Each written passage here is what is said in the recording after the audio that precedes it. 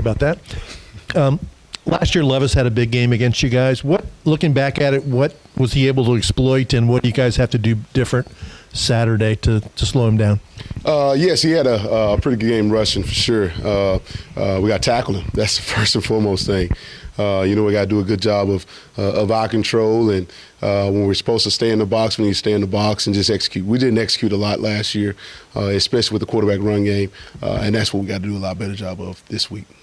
Bryan, how do you balance that? Because this year he has barely run at all, but obviously last year's game. How do you balance that with your guys? Well, I think now he's healthy, a little bit more healthier. I think early on in midpoint in the year, he was dealing with, I think, a toe as well as a shoulder, and they ran him a good bit this last game. So I think they're going to use him, to the best of his ability and run him a little bit more this week. So we got to be prepared for that as well.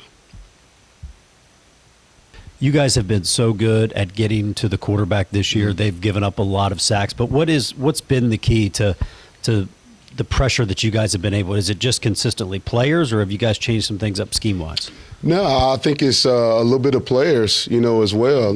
Nothing drastically that we've done schematically at all.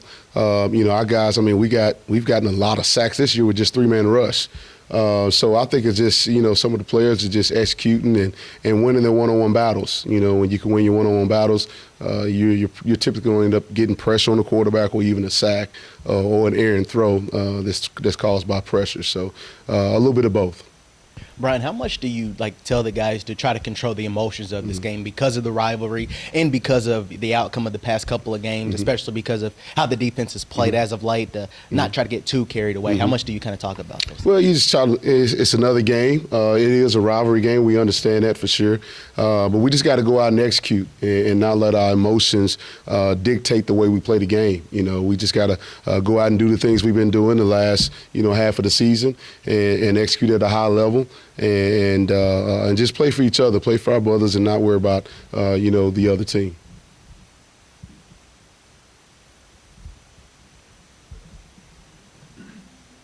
Bryan, obviously with last year's game, the physicality discrepancy was one of the bigger points of last year's blowout. But with the way you guys have played this year and how physical you've been and the amount of pressure you've been able to get when not blitzing, how much does that give you guys confidence that you'll be able to keep pace from a physicality standpoint this year? Well, I think this year we most definitely have played a lot better, up to the standards that we're looking for, and hopefully that can continue this week. And we're just going out and competing each and every day and each and every down. And I think schematically, not just schematically, but our players are in the right spots majority of the time this year, and hopefully we can continue that this weekend.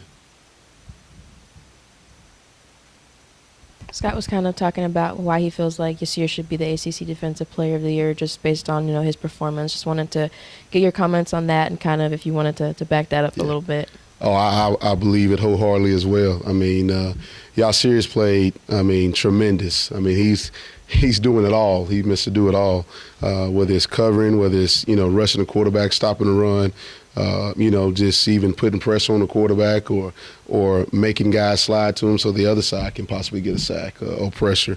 He's done an amazing job. I most definitely think he deserves being the ACC Defensive Player of the Year.